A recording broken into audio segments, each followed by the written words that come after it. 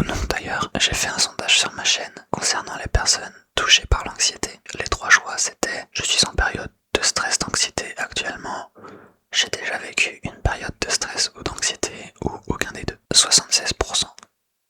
C'est le taux de personnes touchées dans leur vie au moins une fois par l'anxiété. C'est un truc de fou.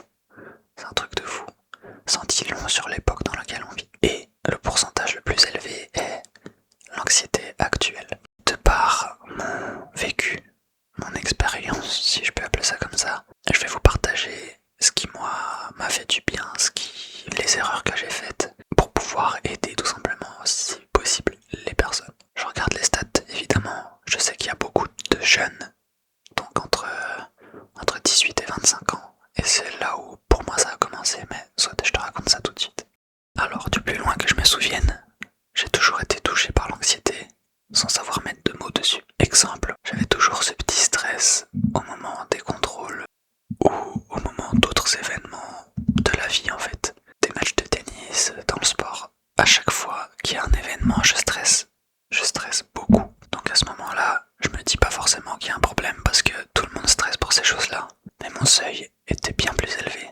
Je tremblais, je devenais tout blanc. Mais pour moi, c'était juste, j'étais fait comme ça, c'est tout. Le moment qui a tout déclenché est arrivé en post-bac, en première année de post-bac, donc vers 19 ans. J'étais stressé et c'est la première fois que j'ai été malade, tellement je stressais. Et c'est là où je me suis dit, ok, c'est chaud. Et ça a fait naître, ça a fait apparaître ma peur de la maladie, donc l'hypocondrie. Et c'est là, c'est le déclencheur de tout pour moi. J'étais malade tout le temps, mais pas des maladies genre grippe, tout ça. C'était du cancer, c'était de la sclérose, c'était une tumeur, c'était tout ce qu'il y a de plus horrible sur Terre et que je souhaite à personne. Évidemment, là à l'heure actuelle, je sais que c'est pas rationnel, mais quand je regardais tous les symptômes, il suffisait qu'il y en ait un que je coche pour que je l'ai en fait. Petit à petit, ça passe un peu, mais j'ai quand même des mini-crises d'angoisse sur lesquelles je ne sais pas poser de mots encore parce que je ne connais pas ça. Donc j'ai chaud, je tremble, je vacille, je me dis ça y est, je fais une crise cardiaque. En fait, les symptômes sont très proches de ceux d'une crise cardiaque. Donc pour moi, ça y est, c'était la fin. Et ça me faisait encore plus stresser. Le cercle vicieux. Donc ça, j'en fais une, j'en fais deux, je vais voir le médecin, il me dit non, c'est juste le stress, faut se calmer. Et moi, je le crois pas. Je me dis c'est pas possible, il y a pas de symptômes comme ça pour le stress. Naïf que j'étais. Et donc ça passe. Une fois, 2 fois, 3 fois des crises. Je retourne le voir parce que j'ai envie d'autres réponses. Il me dit non, c'est le stress. Il me pose des questions en fait. Et il me dit non, c'est le stress. Il prend la décision de me mettre un premier traitement d'antidépresseur anxiolytique, bam, benzodiazépine direct. Mais en vrai, je savais qu'il allait faire ça. Je savais pas poser de mots sur ce que j'avais, mais j'étais pas débile non plus. Donc je savais qu'il allait faire ça. Première réaction, je chiale. Classique. J'ai 19-20 ans, mais ça m'atteint énormément parce que j'ai jamais été dans cet état-là de ma vie et je comprends pas, c'est pour ça. Mais d'un autre côté, je suis soulagé de me dire, il y a une solution au problème, ça va le faire. Donc là, le traitement commence. Donc anxiolytique, antidépresseur, etc. À savoir, pour les antidépresseurs, ça te tabasse les 15 premiers jours.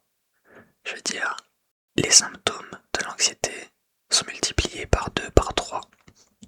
Pour contrecarrer ça, les anxiolytiques prennent un peu le relais et t'es stable, on va dire, à ton anxiété de base. Mais soit. Donc 2-3 semaines se passent. Et moi, le médecin, justement, m'avait dit, dans 2-3 semaines, ça commencera à aller mieux. 2-3 semaines se passent, zéro progrès. Nickel. Du coup, je dis, les médicaments, ça marche pas, c'est de la merde. Et j'y arriverai jamais, en fait. Mais je me dis juste aussi, t'as peut-être besoin de plus de temps que quelqu'un d'autre. Et donc j'attends 1 mois, 2 mois, et là, ça commence à aller mieux. Là, je stresse plus pour rien. Là, je respire un petit peu, j'ai plus la boule au ventre, j'ai plus l'anxiété que j'avais tous les matins au réveil. Ça, je l'ai plus. Et je revis, et je retrouve même des facultés mentales que j'avais perdues à cause du stress. Moi je sais que ça va bien quand mon humour est là. C'est-à-dire que quand je fais rire les gens, quand j'arrive à les faire rire naturellement, c'est que dans la tête ça va. Les marqueurs étaient ouverts pour ça. Donc ça allait mieux. Lucas, content. Je fais 2 erreurs dans cette première cure de traitement. La première, c'est que je vais pas voir de professionnel de la santé mentale. Style de psychologue, psychiatre, sophrologue et autres. Je vais pas en voir. Parce qu'il y a quand même un sujet de fond qu'il faut creuser pour comprendre d'où vient le stress à la base. Ça, je l'ai pas fait. Et la deuxième erreur, c'est qu'au bout d'1 an, 1 an et demi, je me dis, mon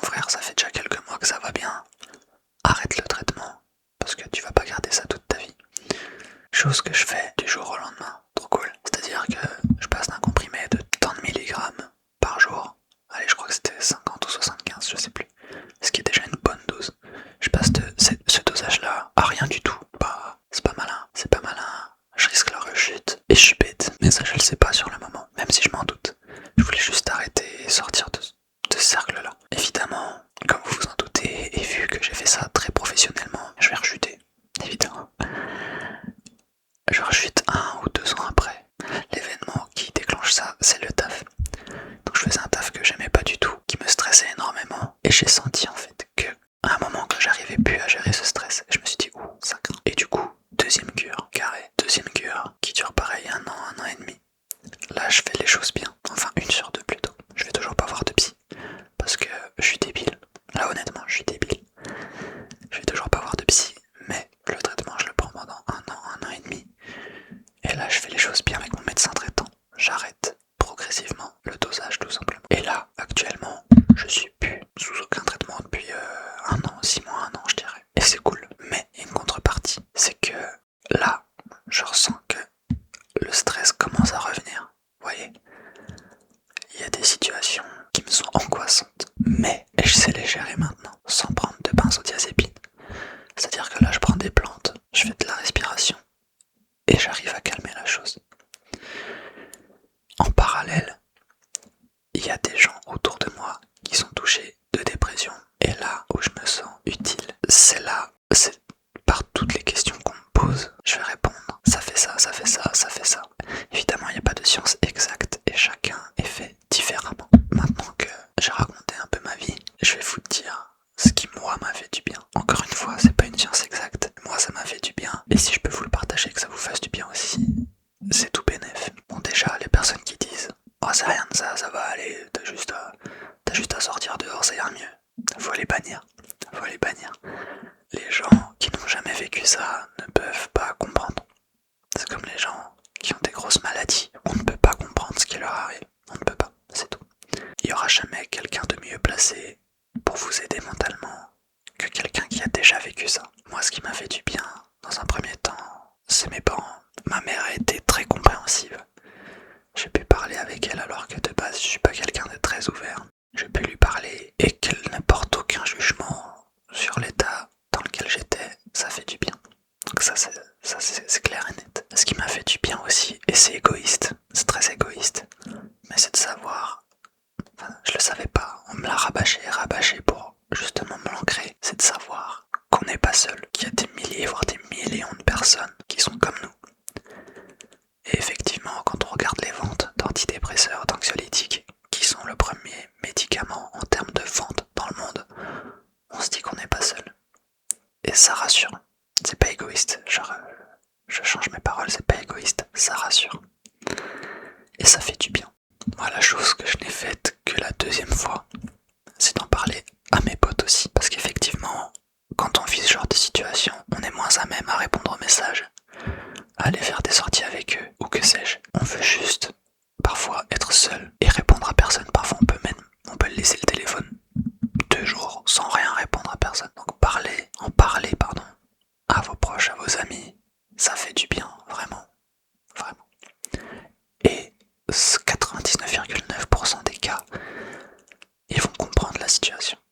Parce qu'on est quand même dans un monde où les gens comprennent, où les gens ne sont plus butés comme avant. Et ça, que ce soit les jeunes, les moins jeunes, ce qui m'a fait du bien aussi, c'est le sport. Énormément de sport, 1 heure et demie par jour. Tennis, vélo, sortir même de la marche, aller sortir, faire de la marche le tour d'un lac à côté de chez vous. Peu importe dans la nature. Ouais, c'est très bateau, vraiment c'est très bateau, très cliché, mais c'est revigorant, ça fait du bien. Et à force des jours, à force des répétitions, le mental va aller beaucoup mieux. Et c'est prouvé, je veux dire, scientifiquement c'est prouvé. Moi, quand il y a des jours où je faisais pas de sport, j'allais marcher. J'allais promener le chien. Et même si, sur le moment, le jour même, ça fait pas du bien, ça nous saoule de sortir, ton corps et ta tête te remercieront dans le futur. Chose qui m'a fait du bien aussi, c'est la respiration. Exemple, avant un entretien d'embauche, tout le monde est stressé à mort. Tout le monde. Et les techniques de respiration, par le ventre, cohérence cardiaque, etc.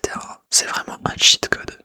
J'arrive à la fin, mon expérience. Ça a été peut-être un peu court, mais j'espère que certains auront pu se reconnaître là-dedans. Et sachez que tout se guérit avec le temps.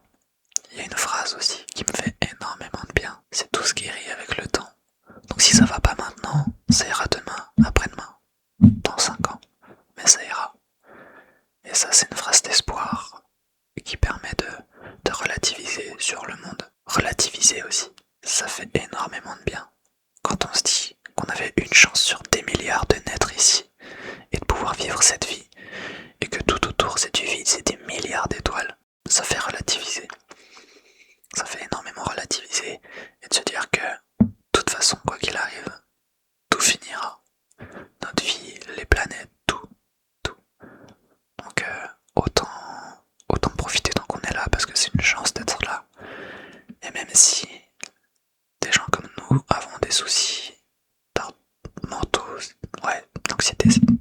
soucis mentaux.